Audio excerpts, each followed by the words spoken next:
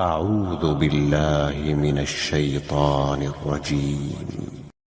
بسم الله الرحمن الرحيم. فمن أظلم ممن كذب على الله وكذب بالصدق إذ جاءه أليس في جهنم مثوى للكافرين والذي جاء بالصدق وصدق به أولئك هم المتقون لهم ما يشاءون عند ربهم ذلك جزاء المحسنين ليكفر الله عنهم أسوأ الذي عملوا ويجزيهم أجرهم بأحسن الذي كانوا يعملون أليس الله بكاف عبده ويخوفونك بالذين من دونه ومن يضلل الله فما له من هاد ومن يهد الله فما له من مضل أليس الله بعزيز ذي انتقام ولئن سألتهم من خلق السماوات والأرض ليقولن الله قل أفرأيتم ما تدعون من دون الله إن أرادني الله بضر هل هن كاشفات ضره أو أرادني برحمة هل هن ممسكات رحمته قل حسبي الله عليه يتوكل المتوكلون قل يا قوم اعملوا على مكانتكم إني عامل فسوف تعلمون من يأتيه عذاب يخزيه ويحل عليه عذاب مقيم إنا أنزلنا عليك الكتاب للناس بالحق فمن اهتدى فلنفسه ومن ضل فإنما يضل عليها وما أنت عليهم بوكيل الله يتوفى الأنفس حين موتها والتي لم تمت في منامها فيمسك التي قضى عليها الموت ويرسل الأخرى إلى أجل مسمى إن في ذلك لآيات لقوم يتفكرون أم اتخذوا من دون الله شفعاء قل أولو كانوا لا يملكون شيئا ولا يعقلون قل لله الشفاعة جميعا له ملك السماوات والأرض ثم إليه ترجعون وإذا ذكر الله وحده اشمأزت قلوب الذين لا يؤمنون بالآخرة وإذا ذكر الذين من دونه إذا هم يستبشرون قل اللهم فاطر السماوات والأرض عالم الغيب والشهادة أنت تحكم بين عبادك فيما كانوا فيه يختلفون ولو أن للذين ظلموا ما في الأرض جميعا ومثله معه لافتدوا به من سوء العذاب العذاب يوم القيامة وبدا لهم من الله ما لم يكونوا يحتسبون وبدا لهم سيئات ما كسبوا وحاق بهم ما كانوا به يستهزئون فإذا مس الإنسان ضر دعانا ثم إذا خولناه نعمة منا قال إنما أوتيته على علم بل هي فتنة ولكن أكثرهم لا يعلمون قد قالها الذين من قبلهم فما أغنى عنهم ما كانوا يكسبون فأصابهم سيئات ما كسبوا والذين ظلموا من هؤلاء سيصيبهم سيئات ما كسبوا وما هم بمعجزين أولم يعلموا أن الله يبسط الرزق لمن يشاء ويقدر إن في ذلك لآيات لقوم يؤمنون قل يا عبادي الذين أسرفوا على أنفسهم لا تقنطوا من رحمة الله إن الله يغفر الذنوب جميعا إنه هو الغفور الرحيم وأنيبوا إلى ربكم وأسلموا له من قبل أن يأتيكم العذاب ثم لا تنصرون واتبعوا أحسن ما أنزل إليكم من ربكم من قبل أن يأتيكم العذاب بغتة وأنتم لا تشعرون أن تقول نفس يا حسرة على ما فرطت في جنب الله وإن كنت لمن الساخرين أو تقول لو أن الله هداني لكنت من المتقين أو تقول حين ترى العذاب لو أن لي كرة فأكون من المحسنين بلى قد جاءتك آياتي فكذبت بها واستكبرت وكنت من الكافرين ويوم القيامة ترى الذين كذبوا على الله وجوههم مسودة أليس في جهنم مثوى للمتكبرين وينجي الله الذين اتقوا بمفازتهم لا يمسهم السوء ولا هم يحزنون الله خالق كل شيء وهو على كل شيء وكيل له مقاليد السماوات والأرض والذين كفروا بآيات الله أولئك هم الخاسرون قل أفغير الله تأمروني أعبد أيها الجاهلون ولقد أوحي إليك وإلى الذين من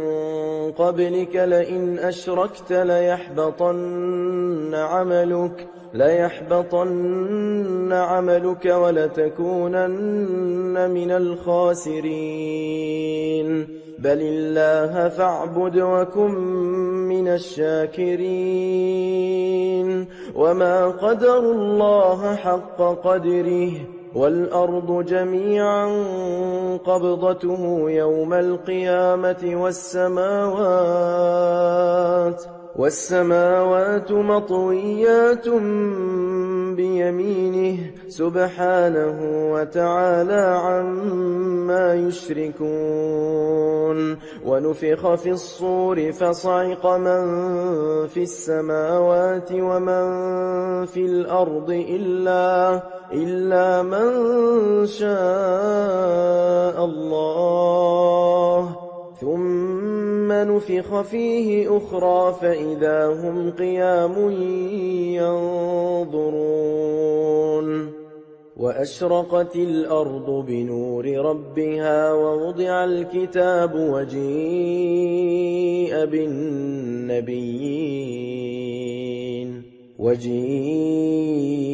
بالنبيين والشهداء وقضي بينهم بالحق وهم لا يظلمون ووفيت كل نفس ما عملت وهو أعلم بما يفعلون وسيق الذين كفروا إلى جهنم زمرا حتى إذا جاءوها فتحت أبوابها وقال لهم خزنتها ألم يأتكم رسل منكم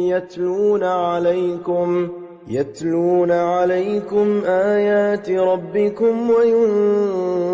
وينذرونكم لقاء يومكم هذا قالوا بلى ولكن حقت كلمة العذاب على الكافرين قيل ادخلوا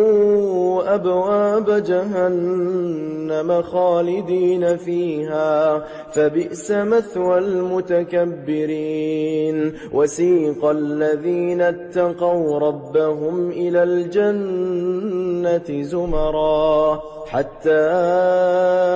إذا جاءوها وفتحت أبوابها وقال لهم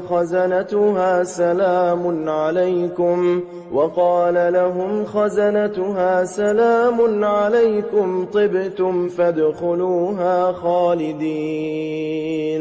وقالوا الحمد لله الذي صدقنا وعده وأورثنا الأرض نتبوأ من الجنة حيث نشاء فنعم أجر العاملين وترى الملائكة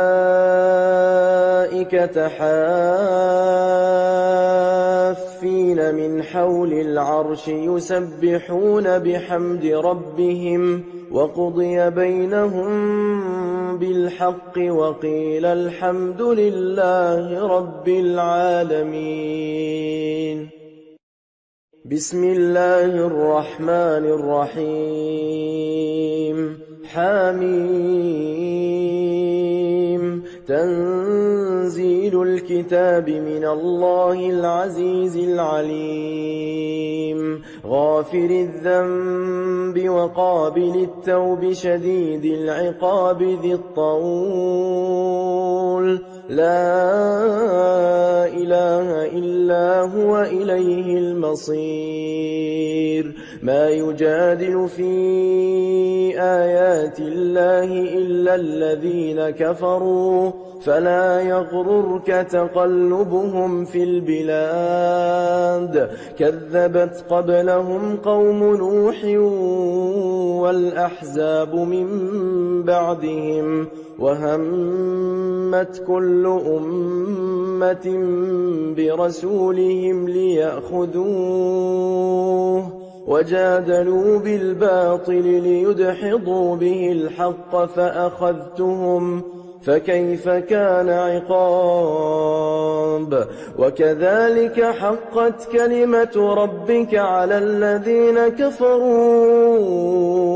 أنهم أصحاب النار الذين يحملون العرش ومن حوله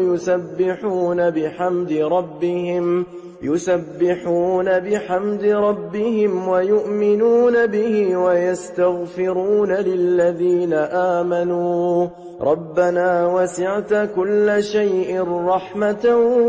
وعلما فاغفر للذين تابوا واتبعوا سبيلك وقهم عذاب الجحيم ربنا وأدخلهم جنات عدن التي وعدتهم ومن صلح من آبائهم وأزواجهم وذرياتهم إنك أنت العزيز الحكيم وقهم السيئات ومن تق السيئات يومئذ فقد رحمته وذلك هو الفوز العظيم إن الذين كفروا ينادون لمقت الله أكبر من مقتكم أنفسكم إذ تدعون إلى الإيمان فتكفرون قالوا ربنا أمتنا اثنتين وأحييتنا اثنتين فاعترفنا بذنوبنا فهل إلى خروج من سبيل ذلكم بأنه إذا دعي الله وحده كفرتم وإن يشرك به تؤمنوا فالحكم لله العلي الكبير هو الذي يريكم آياته وينزل لكم من السماء رزقا وما يتذكر إلا من ينيب فادعوا الله مخلصين له الدين ولو كره الكافرون رفيع الدرجات ذو العرش يلقي الروح من أمره على من يشاء من عباده لينذر يوم التلاق يوم هم بارزون لا يخفى على الله منهم شيء لمن الملك اليوم لله الواحد القهار اليوم تجزى كل نفس بما كسبت لا ظلم اليوم إن الله سريع الحساب وأنذرهم يوم الآزفة إذ القلوب لدى الحناجر كاظمين ما للظالمين من حميم ولا شفيع يطاع يعلم خائنة الأعين وما تخفي الصدور والله يقضي بالحق والذين يدعون من دونه لا يقضون بشيء إن الله هو السميع البصير أولم يسيروا في الأرض فينظروا كيف كان عاقبة الذين كانوا من قبلهم كانوا هم أشد منهم قوة وآثارا في الأرض فأخذهم الله بذنوبهم وما كان لهم من الله من واق ذلك بأنهم كانت تأتيهم رسلهم بالبينات فكفروا فأخذهم الله إن إنه قوي شديد العقاب ولقد أرسلنا موسى بآياتنا وسلطان مبين إلى فرعون وهامان وقارون فقالوا ساحر كذاب فلما جاءهم بالحق من عندنا قالوا اقتلوا أبناء الذين آمنوا معه واستحيوا نساءهم وما كيد الكافرين إلا في ضلال وقال فرعون ذروني أقتل موسى وليدع ربه إني أخاف أن يبدل دينكم أو أن يظهر في الأرض الفساد وقال موسى إني عذت بربي وربكم من كل متكبر لا يؤمن بيوم الحساب وقال رجل مؤمن من آل فرعون يكتم إيمانه أتقتلون رجلا أن يقول ربي الله وقد جاءكم بالبينات من ربكم وإن يك كاذبا فعليه كذبه وإن يك صادقا يصبكم بعض الذي يعدكم إن الله لا يهدي من هو مسرف كذاب يا قوم لكم الملك اليوم ظاهرين في الأرض فمن ينصرنا من بأس الله إن جاءنا قال فرعون ما أريكم إلا ما أرى وما أهديكم إلا سبيل الرشاد وقال الذي آمن يا قوم إني أخاف عليكم مثل يوم الأحزاب مثل دأب قوم نوح وعاد وثمود والذين من بعدهم وما الله يريد ظلما للعباد ويا قوم إني أخاف عليكم يوم التناد يوم تولون مدبرين ما لكم من الله من عاصم ومن يضلل الله فما له من هاد ولقد جاءكم يوسف من قبل بالبينات فما زلتم في شك مما جاءكم به حتى إذا هلك قلتم لن يبعث الله من بعده رسولا كذلك يضل الله من هو مسرف مرتاب الذين يجادلون في آيات الله بغير سلطان أتاهم كبر مقتا عند الله وعند الذين آمنوا كذلك يطبع الله على كل قلب متكبر جبار وقال فرعون يا هامان ابن لي صرحا لعلي أبلغ أسباب السماوات فأطلع إلى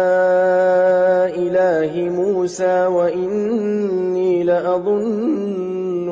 كاذبا وكذلك زين لفرعون سوء عمله وصد عن السبيل وما كيد فرعون إلا في تباب وقال الذي آمن يا قوم اتبعون أهدكم سبيل الرشاد يا قوم إنما هذه الحياة الدنيا متاع وإن الآخرة هي دار القرار من عمل سيئة فلا يجزى إلا مثلها ومن عمل صالحا من ذكر أو أنثى وهو مؤمن فأولئك يدخلون الجنة يرزقون فيها بغير حساب ويا قوم ما لي أدعوكم إلى النجاة وتدعونني إلى النار تدعونني لأكفر بالله وأشرك به ما ليس لي به علم وأنا أدعوكم إلى العزيز الغفار لا جرم أن ما تدعونني إليه ليس له دعوة في الدنيا ولا في الآخرة وأن مردنا إلى الله وأن المسرفين هم أصحاب النار فستذكرون ما أقول لكم وأفوض أمري إلى الله إن الله بصير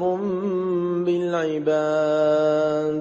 فوقاه الله سيئات ما مكروا وحاق بآل فرعون سوء العذاب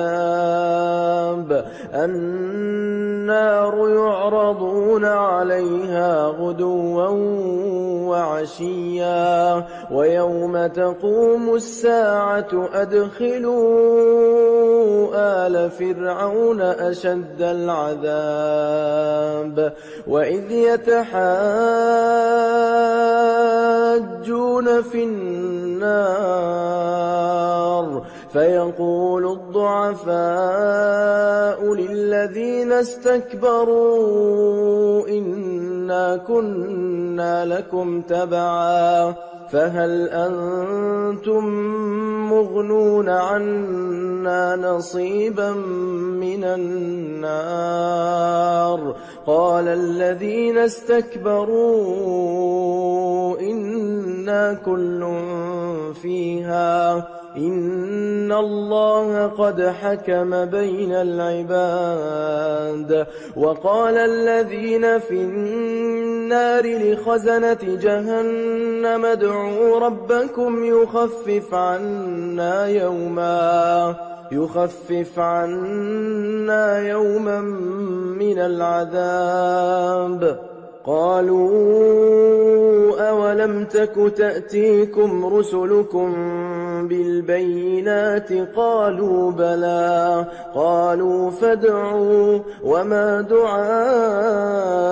الكافرين إلا في ضلال إنا لننصر رسلنا والذين آمنوا في الحياة الدنيا ويوم يقوم الأشهاد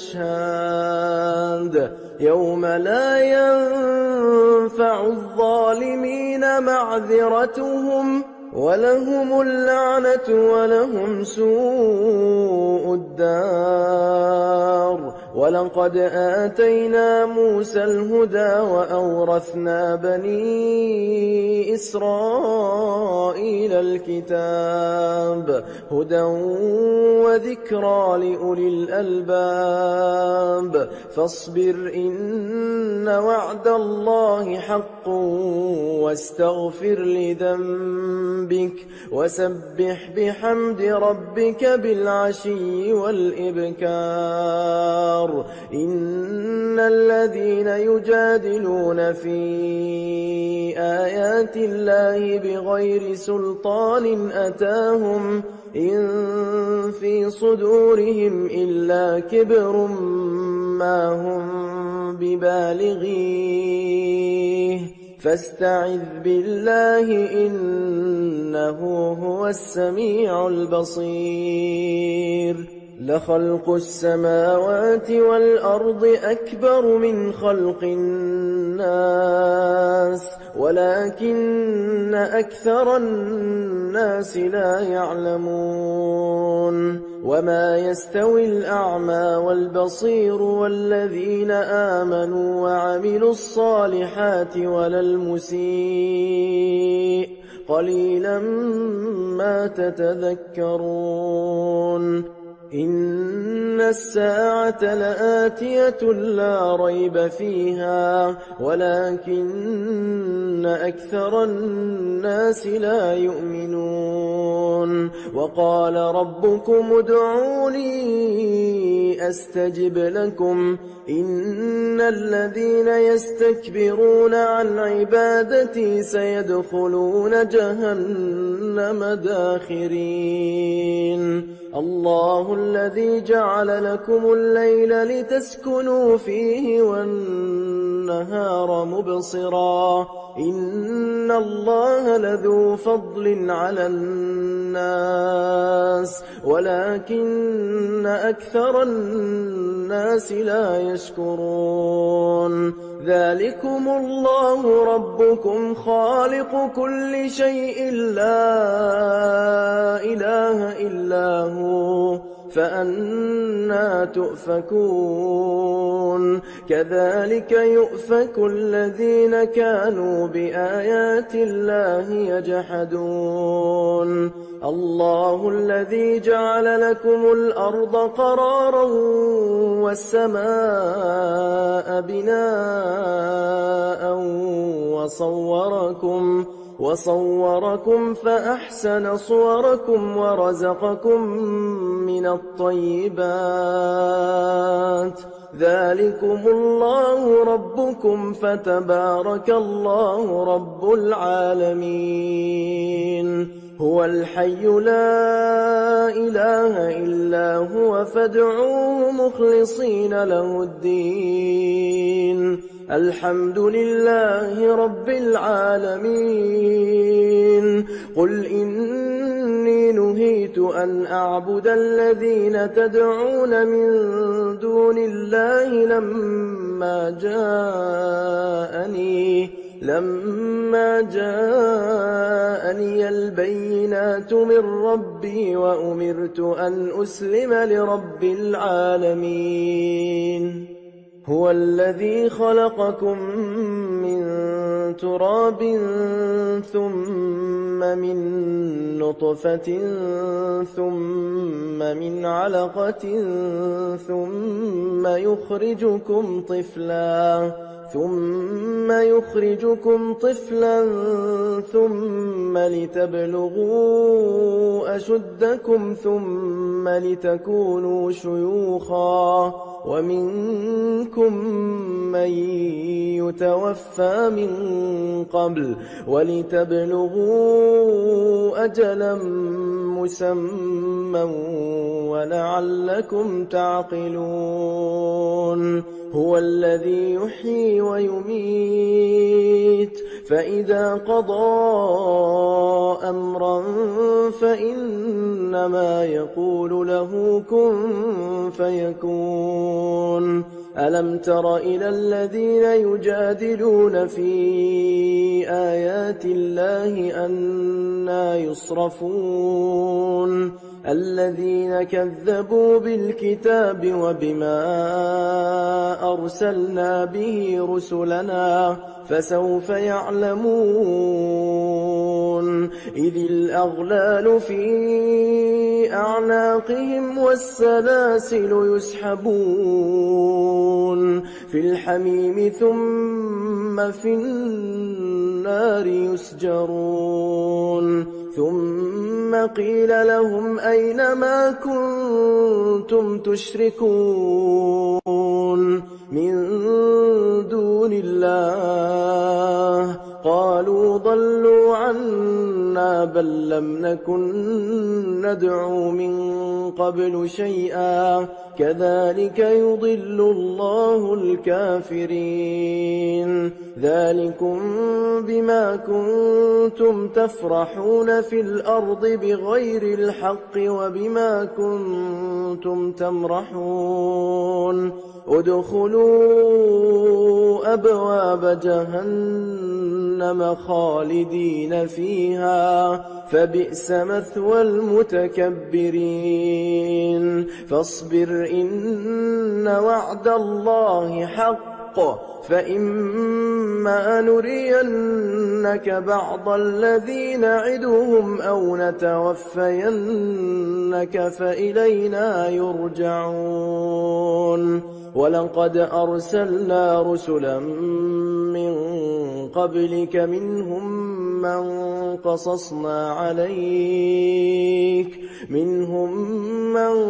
قصصنا عليك ومنهم من لم نقصص عليك وما كان لرسول أن يأتي بآية إلا بإذن الله فإذا جاء أمر الله قضي بالحق وخسر هنالك المبطلون الله الذي جعل لكم الأنعام لتركبوا منها ومنها تأكلون ولكم فيها منافع ولتبلغوا عليها حاجة في صدوركم وعليها وعلى الفلك تحملون ويريكم آياته فأي آيات الله تنكرون أفلم يسيروا في الأرض فينظروا كيف كان عاقبة الذين من قبلهم كانوا أكثر منهم وأشد قوة وآثارا في الأرض فما أغنى عنهم ما كانوا يكسبون فلما جاءتهم رسلهم بالبينات فرحوا بما عندهم من العلم وحاق بهم ما كانوا به يستهزئون فلما رأوا بأسنا قالوا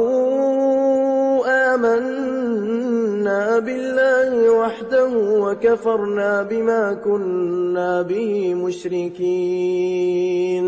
فلم يك ينفعهم إيمانهم لما رأوا بأسنا سنة الله التي قد خلت في عباده وخسر هنالك الكافرون بسم الله الرحمن الرحيم حميم تنزيل من الرحمن الرحيم كتاب فصلت آياته قرآنا عربيا لقوم يعلمون بشيرا ونذيرا فأعرض أكثرهم فهم لا يسمعون وقالوا قلوبنا في أكنة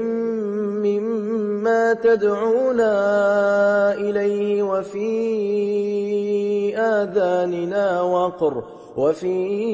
آذاننا وقر ومن بيننا وبينك حجاب فاعمل إننا عاملون قل إنما أنا بشر مثلكم يوحى إلي أنما إلهكم إله واحد فاستقيموا إليه واستغفروه وويل للمشركين الذين لا يؤتون الزكاة وهم بالآخرة هم كافرون إن الذين آمنوا وعملوا الصالحات لهم أجر غير ممنون قل أئنكم لتكفرون بالذي خلق الأرض في يومين وتجعلون له أندادا ذلك رب العالمين وجعل فيها رواسي من فوقها وبارك فيها وقدر فيها أقواتها في 4 أيام سواء للسائلين ثم استوى إلى السماء وهي دخان فقال لها وللأرض ائتيا طوعا أو كرها قالتا أتينا طائعين فقضاهن 7 سماوات في يومين وأوحى في كل سماء أمرها وزينا السماء الدنيا بمصابيح وحفظا ذلك تقدير العزيز العليم فإن أعرضوا فقل أنذرتكم صاعقة مثل صاعقة عاد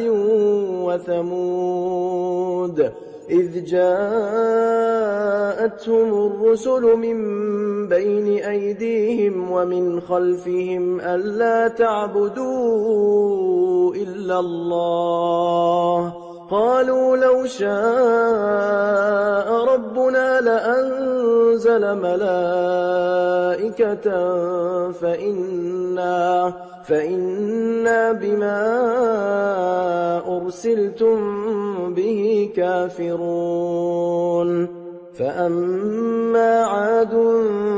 فاستكبروا في الأرض بغير الحق وقالوا من أشد منا قوة أولم يروا أن الله الذي خلقهم هو أشد منهم قوة وكانوا بآياتنا يجحدون فأرسلنا عليهم ريحا صرصرا في أيام نحسات لنذيقهم عذاب الخزي في الحياة الدنيا ولعذاب الآخرة أخزى وهم لا ينصرون وأما ثمود فهديناهم فاستحبوا العمى على الهدى فأخذتهم صاعقة العذاب الهون بما كانوا يكسبون ونجينا الذين آمنوا وكانوا يتقون ويوم يحشر أعداء الله إلى النار فهم يوزعون حتى إذا ما جاءوها شهد عليهم سمعهم وأبصارهم وجلودهم بما كانوا يعملون وقالوا لجلودهم لم شهدتم علينا قالوا أنطقنا الله الذي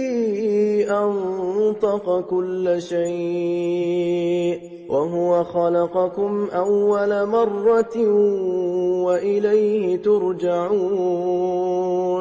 وما كنتم تستترون أن يشهد عليكم سمعكم ولا أبصاركم ولا جلودكم ولكن ظننتم أن الله لا يعلم كثيرا مما تعملون وذلكم ظنكم الذي ظننتم بربكم أرداكم فأصبحتم من الخاسرين فإن يصبروا فالنار مثوى لهم وإن يستعتبوا فما هم من المعتبين وقيضنا لهم قرناء فزينوا لهم ما بين أيديهم وما خلفهم وحق عليهم القول في قد خلت من قبلهم من الجن والإنس إنهم كانوا خاسرين وقال الذين كفروا لا تسمعوا لهذا القرآن والغوا فيه لعلكم تغلبون فلنذيقن الذين كفروا عذابا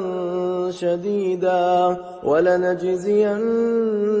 أسوأ الذي كانوا يعملون ذلك جزاء أعداء الله النار لهم فيها دار الخلد جزاء بما كانوا بآياتنا يجحدون وقال الذين كفروا ربنا أرنا الذين أضلانا من الجن والإنس نجعلهما تحت أقدامنا ليكونا من الأسفلين إن الذين قالوا ربنا الله ثم استقاموا تتنزل عليهم الملائكة ألا تخافوا ولا تحزنوا وأبشروا بالجنة التي كنتم توعدون نحن أولياؤكم في الحياة الدنيا وفي الآخرة ولكم فيها ما تشتهي أنفسكم ولكم فيها ما تدعون نزلا من غفور رحيم ومن أحسن قولا ممن دعا إلى الله وعمل صالحا وقال إنني من المسلمين ولا تستوي الحسنة ولا السيئة ادفع بالتي هي أحسن فإذا الذي بينك وبينه عداوة كأنه ولي حميم وما يلقاها إلا الذين صبروا وما يلقاها إلا ذو حظ عظيم وإما ينزغنك من الشيطان نزغ فاستعذ بالله إنه هو السميع العليم ومن آياته الليل والنهار والشمس والقمر لا تسجدوا للشمس ولا للقمر واسجدوا لله الذي خلقهن إن كنتم إياه تعبدون فإن استكبروا فالذين عند ربك يسبحون له بالليل والنهار وهم لا يسأمون ومن آياته أنك ترى الأرض خاشعة فإذا أنزلنا عليها الماء اهتزت وربت إن الذي أحياها لمحيي الموتى إنه على كل شيء قدير إن الذين يلحدون في آياتنا لا يخفون علينا أفمن يلقى في النار خير أم من يأتي آمنا يوم القيامة اعملوا ما شئتم إنه بما تعملون بصير إن الذين كفروا بالذكر لما جاءهم وإنه لكتاب عزيز لا يأتيه الباطل من بين يديه ولا من خلفه تنزيل من حكيم حميد ما يقال لك إلا ما قد قيل للرسل من قبلك إن ربك لذو مغفرة وذو عقاب أليم ولو جعلناه قرآنا أعجميا لقالوا لولا فصلت آياته أعجمي وعربي قل هو للذين آمنوا هدى وشفاء والذين لا يؤمنون في آذانهم وقر وهو عليهم عمى أولئك ينادون من مكان بعيد ولقد آتينا موسى الكتاب فاختلف فيه ولولا كلمة سبقت من ربك لقضي بينهم وإنهم لفي شك منه مريب من عمل صالحا فلنفسه ومن أساء فعليها وما ربك بظلام للعبيد